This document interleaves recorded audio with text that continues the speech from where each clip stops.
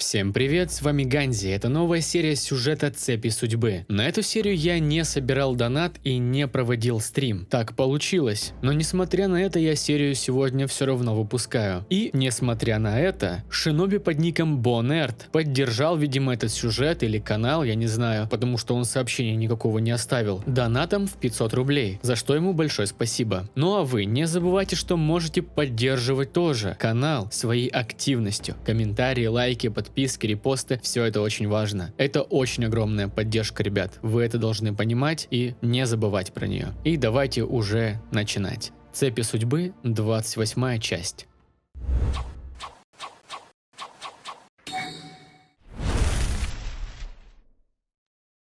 Глава 28. Решающий ход. Я старался бежать, но ноги меня не слушались. Красное зарево пожара все еще мелькало со стороны резиденции главы деревни. Черный дым, словно проклятая метка, нависал над этим местом. Крики вдалеке то нарастали, то стихали. «Давай же, двигай, не время проявлять слабость!» Я попытался взбежать вверх по стене, но рухнул на землю, болезненно ударяясь плечом. Казалось, силы вновь медленно покидают мое тело, превращая меня в тряпичную куклу, которую ребенок забыл на улице. Но в эту секунду что-то внутри меня разгорелось, неведомый странный поток энергии захлестнул мое тело. Дрожащие руки оперлись о слегка сырую землю. Одно колено, затем другое. Так медленно, но верно я поднялся. Мне вспомнились мои тренировки с попыткой взобраться на дерево. Тогда появилась Рин, которая показала мне, что значит почувствовать чакру внутри меня. Я выдохнул и ощутил, будто бы ее нежные руки лежат на моих плечах. Затем они словно толкнули меня вперед, и я взмыл резким рывком, забравшись на крышу. Верно, как бы далеко ты ни была, я всегда буду знать, что твои чувства, твоя сила и ласка поддерживают меня, несмотря ни на что. С этими мыслями я ринулся к точке сбора, видя, как вдалеке мелькают фигуры. Спустя пару минут я был на месте. Шисуй и Рю плечом к плечу рубили людей в странных одеяниях. Те были чем-то похожи на Шина, нося на себе лишь плащи и подобие нижнего белья. На их лбах был злополучный треугольник, основанием кверху, заключенный в круг. Их стиль боя был довольно примитивен, но крайне агрессивен. Они не боялись смерти. Напротив, кажется, всей душой жаждали этой боли, предсмертной агонии и мук. Я спустился с крыши и в прыжке отсек руку одному из сектантов. Сначала он взвыл, а затем засмеялся, падая на колени. Еще удар, пронзающий его глотку, и он замолк навсегда. «Капитан!» – радостно проговорил Шисуй, подбегая ко мне. «Рад, что ты в порядке», – ответил я с улыбкой. «Доложи обстановку». «Есть». Мы вступили в битву с сектантами, которые окружили резиденцию. Многие из местных солдат пострадали. Среди наших несколько раненых, но жить будут. «Чертовы фанатики! Где Кума?» – сказал я, чувствуя, как все скверно проходит. Он боролся какое-то время с нами, потом сказал, что не может позволить данным пропасть, и метнулся через полчища противника прямиком в резиденцию. «Как давно?» «За несколько минут до вашего прихода». «Опять я опоздал!» – воскликнул я, ударяя себя по лбу. В эту минуту подбежал Рю. Он был весь орошен кровью врага. На его лице была довольная ухмылка. «Капитан, рад вас видеть. Вы чертовски хреново выглядите». «Да, я столкнулся с довольно проблематичным противником. Вы одолели его?» «Нет, ей удалось бежать». «Черт, ну не волнуйтесь, мы всех их вырежем. Теперь, когда вы с нами, наши шансы значительно выросли». Не думаю, что капитан сейчас имеет прежний запас сил. Как вы заметили, Рю-сан, капитану не слабо досталось». Неловко усмехнулся я, потирая больное плечо. «Я в норме, но мне нужна ваша помощь». «О чем речь? Мы поможем вам, капитан!» Уверенно выкрикнул Рю, а затем резко отсек голову приближающемуся культисту. «Что требуется?» «Мне нужно срочно попасть в резиденцию. Думаю, Кума один не справится. Я и Шисуй пойдем туда. Сможете их отвлечь?» «Будет сделано. Эй, Айзуру!» Уже знакомый огромный мускулистый мужик вместе со стариком-командиром оттесняли очередную волну фанатиков Джашина. Услышав зов, он оставил командование на старика, а затем подбежал к нам. Увидев меня, он усмехнулся и возмутился. «Какого хрена, малец? Мы тут уже столько их перебили, и откуда они только лезут?» Видимо, это все силы, что культ выделил для этой бойни. Вряд ли они ожидали сопротивления со стороны местных, логично заключил Шисуя. Твоя правда, ведь восстание началось спонтанно. Но эти уроды заняли резиденцию. Надо быстро их кончать. Есть дела более важные, Айзуру, сказал ему Рю, положив руку на плечо. Капитан и Шисуя отправятся на выручку этому Куму, а мы будем приманкой. Да, Чего? Мы же только их оттеснили. Нельзя терять преимущество. Нам нужно лишь небольшое окошко, проговорил я. Не хотелось бы тратить время на долгие стычки. Боюсь, сил у меня маловато осталось. Черт, ты подкидываешь все новые и новые задачки. Ладно, Обита, будь по-твоему. Сейчас мы прижмем их, а потом слегка отступим, чтобы эти самодовольные выродки почувствовали свой шанс. У тебя будет немного времени, чтобы прошмыгнуть. Да, спасибо вам, отчеканил я, склоняя голову. Не благодари, лучше всыпем по первое число там внутри и спаси главу. Знаю, он может казаться тем еще придурком, но я уверен, что он сможет услышать нас после того, как закончится этот ад. Ясно, я сделаю это. Мы верим в вас, капитан Шисуи. Удачи и не смейте помирать, сказал Рю, махая нам рукой на бегу. Ну что, готов, Шисуи? Спросил я, будто бы сам чувствуя неуверенность. Капитан, вы нервничаете? Да, я думаю, что это будет непросто принять все последствия своего выбора. Шисуи удивленно посмотрел, слегка задумался, а затем, улыбнувшись, сказал: не ошибается тот, кто ничего не делает, капитан. Вы сделали многое, мы на вашей стороне до самого конца. Спасибо, Шисуи, проговорил я, положив руку на его плечо. Мы дождались, пока кольцо сектантов вокруг здания разорвется. Безумцы были так одурманены перспективой убийства и победы, что не задумываясь побежали за ложно отступившими бойцами, которыми командовали Айзеру и Рю. Не теряя времени, мы пробежали внутрь. Холл был довольно пустым. Трупы охранников лежали вперемешку с телами сектантов. На стенах кровью был нарисован символ Джашина и написаны его заповеди. Заповедь первая – повсеместно сей хаос и разрушение. Заповедь вторая – учиняй резню безо всякой причины. Заповедь третья – убей ближнего своего, если того желаешь. Заповедь четвертая – молись 3 минуты до боя ради славного убийства. Заповедь пятая – молись 30 минут после боя, посвящая пролитую кровь великому Джашину. Заповедь шестая – не убить, не добить противника. Тяжкий грех, который подлежит отмаливанию. Заповедь седьмая – прерывать ритуальный обряд или укорачивать священные молитвы. Святотатство. Заповедь восьмая – регулярно приноси себя в жертву ради продления благословения великого Джашина. Так были исписаны все стены. Чертовы уроды. Шисуи дернул меня за рукав и побежал вперед. Первый этаж был усеян трупами. По ступенькам, ведущим на второй этаж, стекал ручеек крови. Там мы и встретили их. Куча сектантов, которые оживленно кололи своим оружием, видимо, недавно умерших солдат главы деревни. Увидев нас, они широко раскрыли глаза, вытирая окровавленные ладони о свои одежды. С каждой секундой их становилось все больше. Шисуи достал катану и монотонно произнес: «Капитан, двигайтесь дальше, я возьму их на себя. Я не могу тебя здесь бросить». Вы как всегда. Сейчас мы должны выполнить наш долг, шиноби. Каждый по-своему. Не волнуйтесь, я быстро вас нагоню. Я сжал руку в кулак. Шисуи завел ладонь за спину и совершил отсчет. Мы рванули вперед, но я свернул на лестницу, а Шисуи применил технику теневого клонирования и вступил в бой. Каждый удар его клинка эхом отзывался внутри меня. Мгновение, и я бы был готов вернуться, но понимал, что он прав. Мне нужно исполнить свой долг. Я бежал по лестнице, ведущей в башню. Трупы сектантов лежали в пролетах. Видимо, люди Нэнсея хорошо тут закрепились. Но я ошибся. Через секунду я видел их тела, лежащие ровным рядком вплоть до самой двери в зал заседаний. Неужели я опоздал?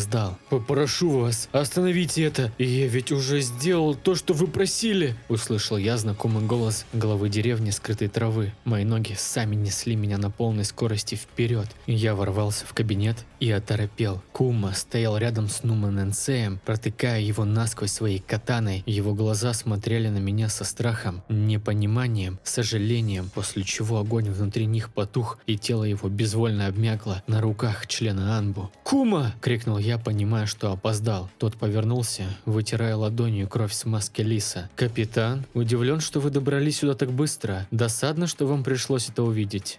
Зачем ты убил его? Ты хоть понимаешь, что натворил?» «Вполне. Я убил потенциального предателя. Нума был союзником нашей деревни. На данный момент ему выгодно иметь сотрудничество с Конохой, но он слишком много знал. План наступления, расстановку сил, местонахождение. Захвати его или же реши он нас предать, и все пошло бы прахом». Я сжал рукоятку катаны так крепко, что почувствовал боль в плече. «Умерьте свой пыл, капитан, это ни к чему. Я ваш союзник». «Союзник?» – прошипел я, глядя в его глаза своим шаринганом. капитаном. «Ты думаешь, я не знаю, из-за чего все это произошло? За кого ты меня держишь, черт тебя подери?» Кума молчал, слегка сменив стойку. «Цветочная поляна с ядовитыми растениями, что представляют большую редкость и в большинстве случаев не ядовиты, и ты специалист по ядам, убирал одну помеху за другой, не так ли? Сначала шиноби, которые о чем-то стали подозревать, затем убийца в лагере диверсантов из скрытого камня, который очевидно должен был прикончить нас, ловушки, которые ты поставил на союзных шиноби, чертовы сектанты, что напали на деревню и готовы были вырезать каждого, и члены Анбу,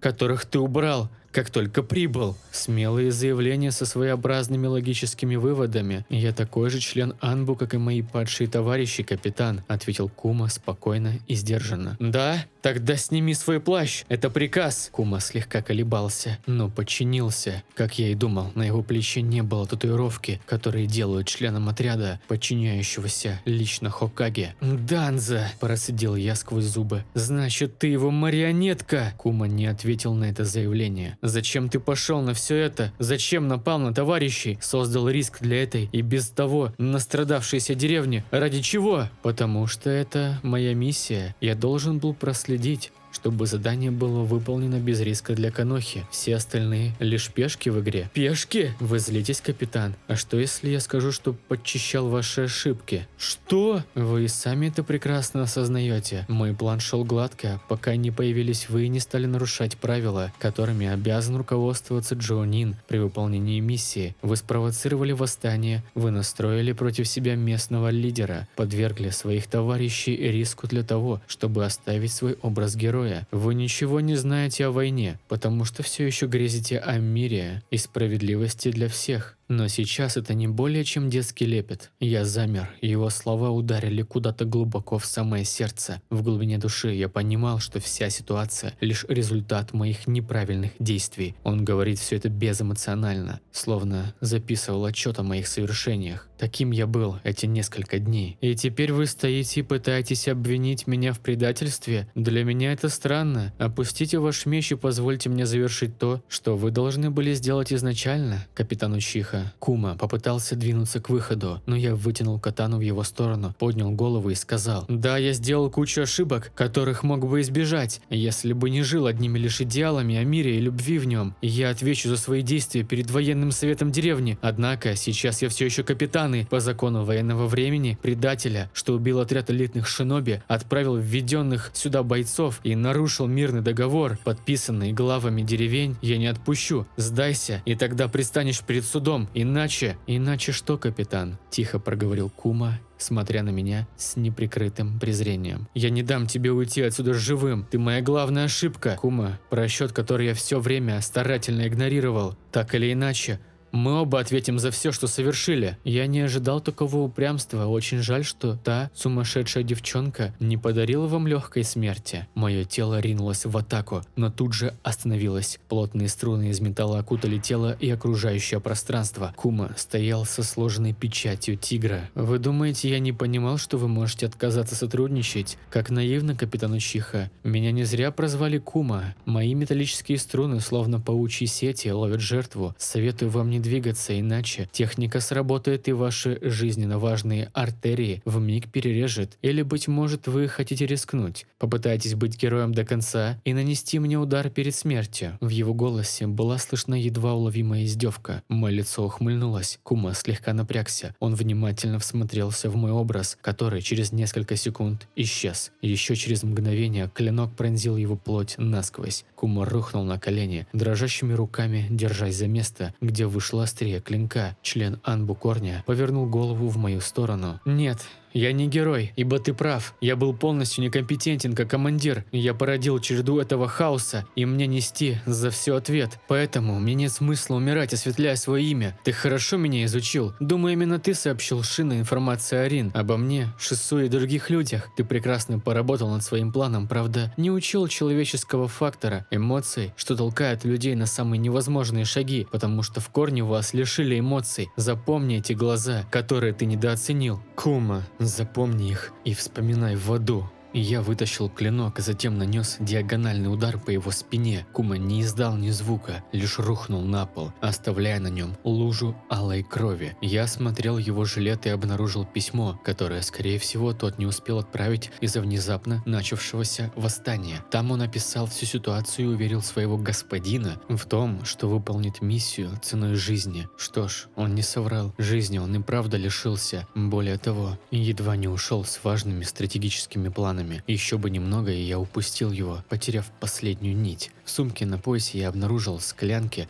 со странной жидкостью и логично рассудил, что именно этим он обработал цветы, придав им больше ядовитости. Записи, карты патрулей, краткие досье. Здесь было все. Кума собирался заметать следы, поэтому направил Шина в госпиталь, чтобы уничтожить выживших. Убил главу, полагая, что предательство не за горами. Натравил сектантов, чтобы навсегда похоронить эту деревню вместе с его планом. Единственное, что не сыграло ему на руку, это то, что я нарушил все правила. Действовал нелогично, необдуманно, дерзко. Он и не мог представить, что Тамадачи отдаст приказ о восстании сегодня. Не ожидал, что я выживу в битве с Шина, которая недооценила мой Шаринган. Видимо, не зря я многое скрывал.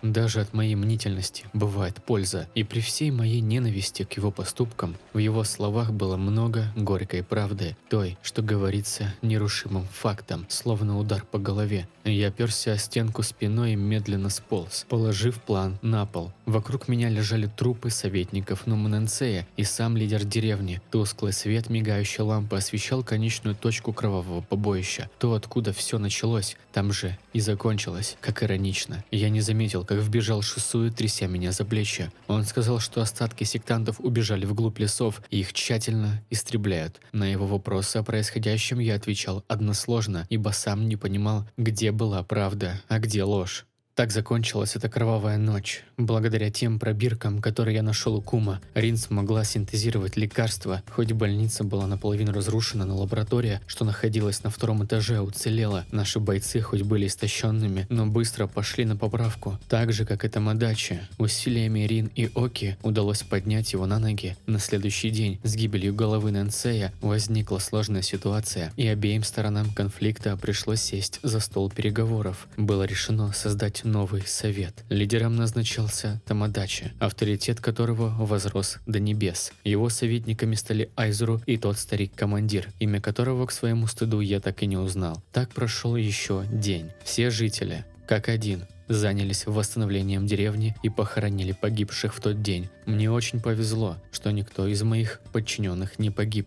Однако на этом мое везение заканчивалось. Обязательства выполнены, и нам нужно срочно было выдвигаться в Каноху. Оки вызвался остаться в деревне скрытой травы, дабы под надзором Тамадачи набраться опыта до того момента, пока не прибудут ирионины, которые его сменят. Джонин, что командовал экспедиционным корпусом, выразил согласие. Я тоже не стал возражать. Хоть наши шиноби изрядно ослабели, но уже вполне могли сами перемещаться, поэтому было решено выдвигаться. Утром мы собрались у ворот последний раз. Тамадачи вышел ко мне и проговорил: «Спасибо тебе, Обита, ты спас не только мою жизнь, но и всю деревню». От его слов мне стало слегка не по себе. Последние пару дней я только и делал, что писал рапорт, стараясь не упустить всех деталей происходящего. «Это вовсе не моя заслуга. Ваши люди решили закрыть этот топор войны между группировками. Более того, без моих товарищей я бы не справился», — ответил я, грустно улыбаясь.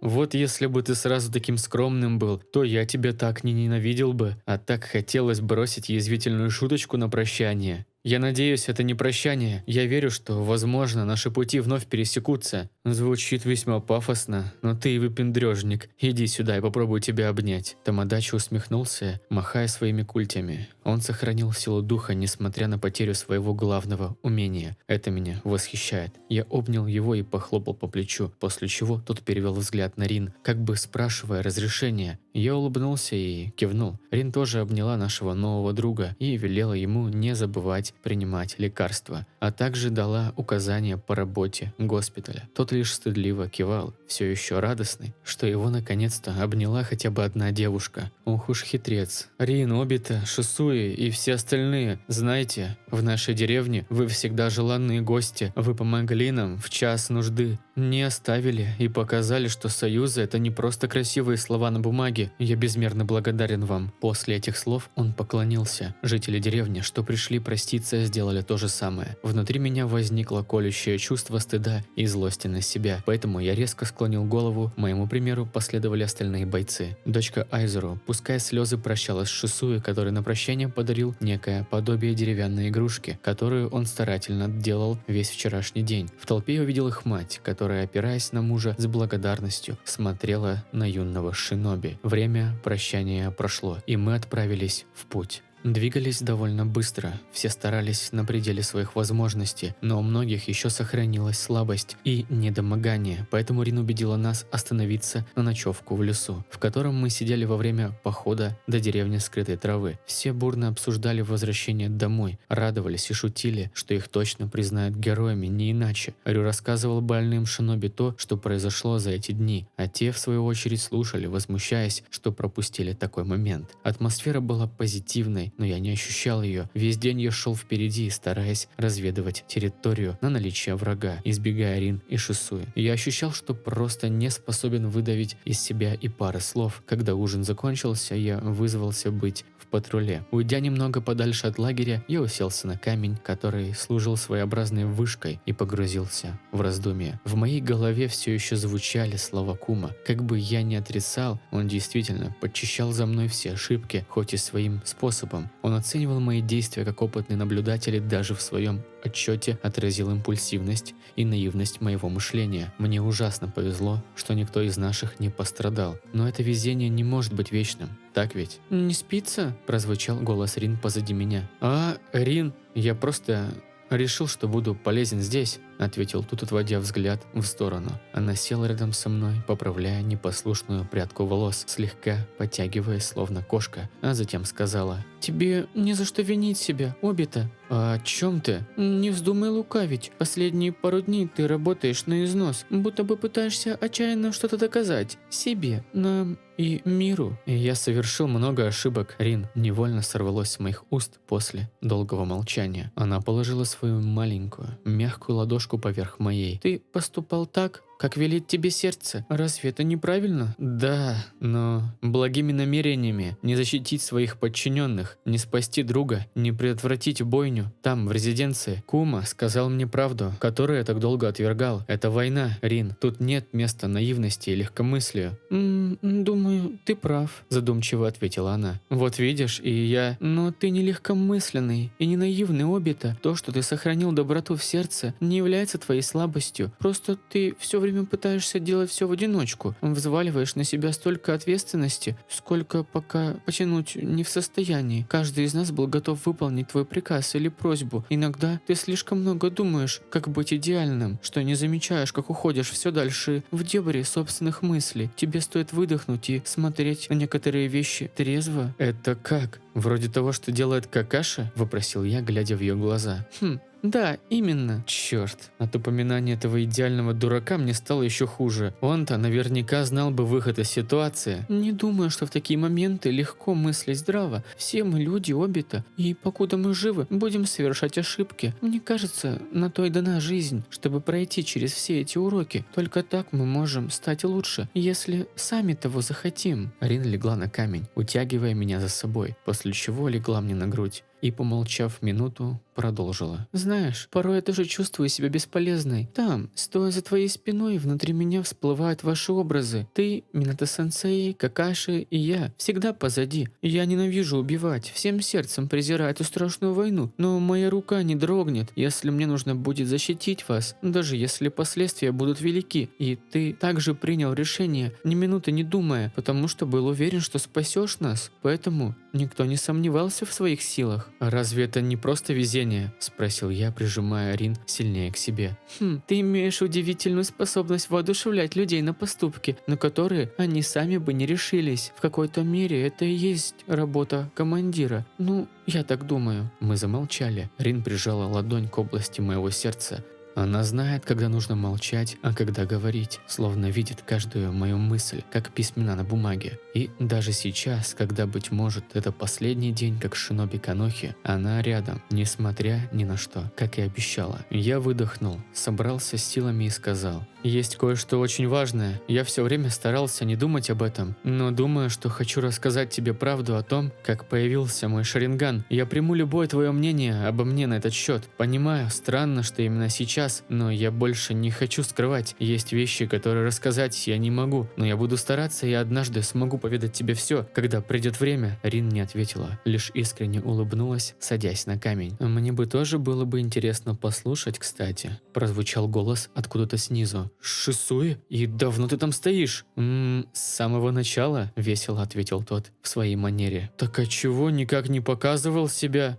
Не хотел портить такой романтический момент. Да, Рин-сэмпай, вы победили. А? Вы что, тут на меня ставки делали? Воскликнул я, полностью обомлев. Нет, что вы, просто Рин-сэмпай прекрасно понимала, что именно сейчас вам хочется поговорить по душам. Вы меня с ума сведете. Ладно, ну-ка, садитесь оба и слушайте, а то я точно передумаю. Рин и Шисуи переглянулись, уселись поудобнее и под светом луны выслушали нелегкий рассказ о моем прошлом. Ребята слушали меня внимательно, на их лицах выражалась сильная грусть. Когда я закончил, то почувствовал облегчение, которое давно не ощущал. Воцарилась тишина, легкий ветерок приятно обдувал лицо, голова освобождалась от всякого рода мыслей. И я боялся спросить их о том, что же они думают. Но вместо слов Рин тихо меня обняла, и руки обвились вокруг моей шеи, и несколько горячих капель упали на мою ложку. «Рин, ты плачешь? Прости меня». «Обита, какой же ты дурачок», — говорила она, слегка всхлипывая. «Ты столько лет нес эту боль в себе. Я понимаю, что ты не мог рассказать. Знаю, что весь этот путь прошел один. Но не смей больше быть одиночкой, слышишь?» Да. Обещаю, ведь со мной рядом столько замечательных верных друзей, и ты, Рин. Она отодвинулась назад и вытерла остатки слез, улыбаясь мне самой искренней улыбкой, которой могла. Шисуи прищурился, а затем сказал: «Ну, обниматься я, конечно, не полезу, но я крайне благодарен вам, Обита-сэмпай, что вы считаете меня другом». «Конечно. О чем речь? Стоп. Ты назвал меня Обита-сэмпай? Да, нельзя? Вам все еще больше нравится капитан Обита? Нет, я уже оставил попытки отучить тебя от этой формальщины. Фу, слава богам. Шисуи, как же долго до тебя доходило, что ты мой друг. На самом деле я давно осознавал, что хотел с вами подружиться. Все это время я жил по законам шиноби и, попав на войну, следовал приказам, просто привыкая к этим порядкам. У меня не было друзей, кроме Рюсана, ведь все считали меня ребенком и с жалостью отмечали, как несправедливо обошлась война с моим поколением. Вы же всегда смотрели и говорили со мной так легко и непринужденно, будто бы мы 100 лет знакомы, и вы помогли мне понять, что есть идеалы, ради которых стоит бороться до самого конца. Я так благодарен вам, Обита-сэмпай, что смог осознать свой истинный путь. Блин, я сейчас расплачусь. Почему он так легко говорит такие милые вещи? Это их коварный план? Не иначе. Сейчас ведь засмеются. Я отвернулся, делая вид, что мне что-то попало в глаз. «Обита, ты...» «Нет, все хорошо, соринка в глаз попала», — сходу отрезал я, отворачиваясь. «Соринка, значит?» — певуче протянула Рин. «Шисуи, держи его, уверена, что он всплакнул». Мне тоже интересно, я в деле, Рин-сэмпай?» Не смейте, Шисуи, это приказ!» «Что-то я не припомню, чтобы мой капитан плакал. Идите-ка сюда, Обита-сэмпай». «Нет, я так и знал, что вы это нарочно!» Ребята набросились на меня, пытаясь поймать с поличным, а затем мы все вместе разразились звонким смехом, разделяя эти минуты радостных мгновений. Все хорошее рано или поздно кончается. Утром, свежие и отдохнувшие, мы отправились в путь. На удивление, до деревни мы добрались быстро, где меня уже ждал отряд Анбу. Шисуи и Рин хотели вступиться за меня, но я лишь улыбнулся и сказал, что все будет хорошо. Прочитав мой рапорт, в котором я отразил максимально реальную картину происходящего, на меня посыпался шквал критики со стороны генералов и совета деревни, начиная с того, что я никак не доложил о сложившейся обстановке, заканчивая моим участием в восстании. Каждый мой шаг, описанный в рапорте, обсуждали с бурным шквалом негодования. Отклонение от предписанной инструкции, нарушение договора о невмешательстве во внутреннюю политику деревни, риск провала крупномасштабного наступления, отсутствие контроля над вверенными отрядами, нападение на союзных шиноби. Мои действия были оценены как глупые и нетактичные выходки,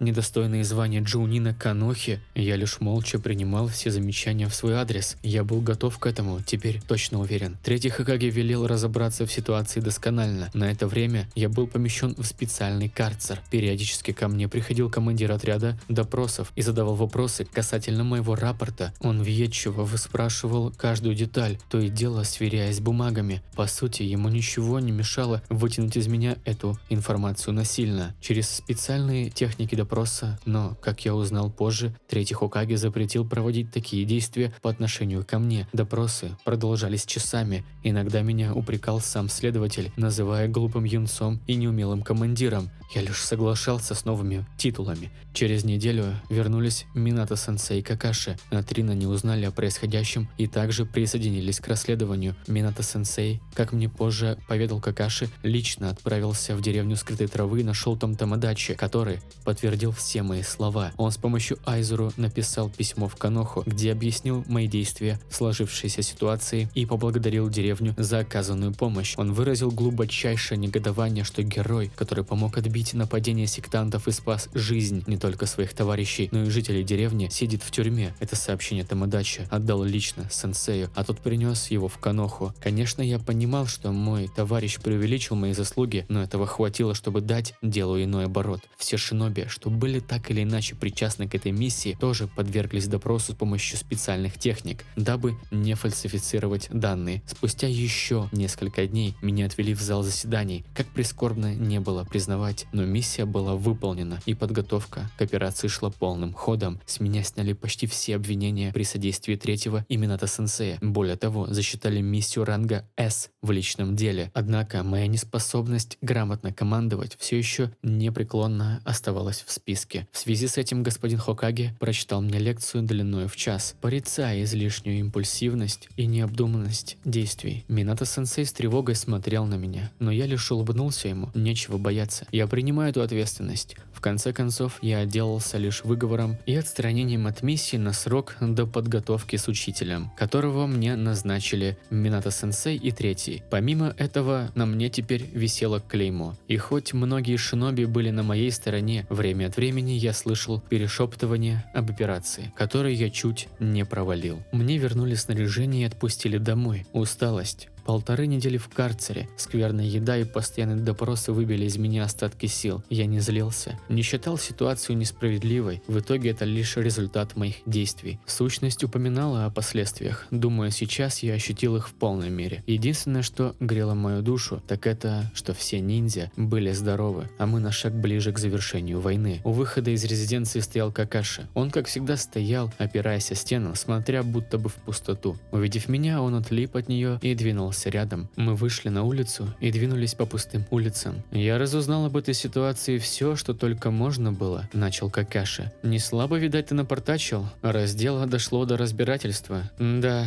это ты еще смягчил, спокойно ответил я. Какаши замер на месте. Я тоже остановился и посмотрел на него. Его лицо выражало удивление. И ты так спокойно об этом говоришь? Да.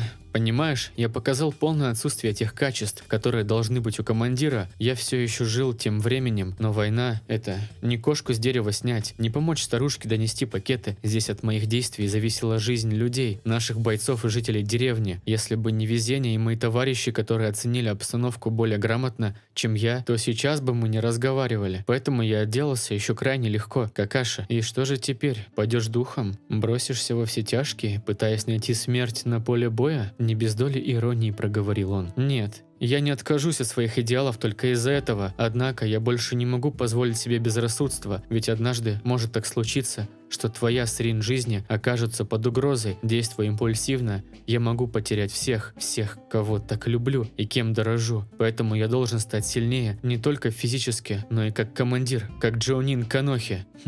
Но учитывая то, какие слухи о тебе теперь ходят, думаю, тебе лучше и правда постараться, согласился Какаши. А ты умеешь поддержать, заявил я, ударяя его в плечо. Воцарилась минутная тишина. Затем Какаши протянул мне руку, ладонью другой он неловко почесал затылок. Я улыбнулся и крепко пожал ее. Рад, что ты в порядке, мы все переживали. Знаю.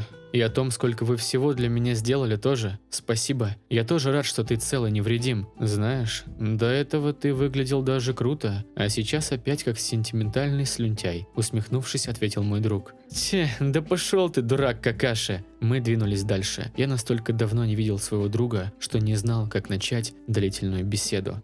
Слушай, а ты не знаешь, кто будет моим учителем по тактике, стратегии и прочему?» «Знаю». «И кто он?» – с интересом спросил я. «Он перед тобой». Я встал в ступор. «Ты?»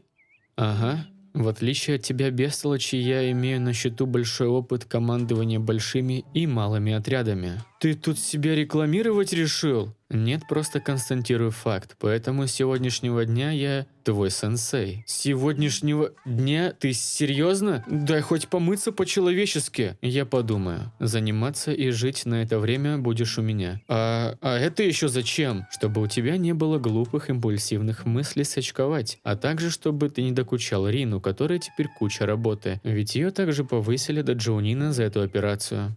«Повысили?» «Да, она-то все делала правильно». «Ай, прекрати давить на меня, Какаши!» «Сенсей». «Чего?» «Какаши-сенсей». «Да чтоб тебе, Какаши-дурак-сенсей! Будь по-твоему!» «Что ты вякнул?» – возмутился мой друг новому прозвищу. «Чё слышал? Я обещаю, что освою твою чертову программу так быстро, как никто этого не делал, и уж точно найду возможность встретиться с Рин». «Я бы поспорил, да боюсь, ты тогда все деньги проиграешь», – Какаши усмехнулся, дразня меня. «Посмотрим, готов поспорить на обед в Ичираку». «Идет». В этот раз я протянул руку. Какаши, не колеблясь, пожал ее. От глупости этой ситуации мы оба невольно засмеялись, как в старые добрые времена. Так и начались мои дни обучения у нового сенсея. Продолжение следует.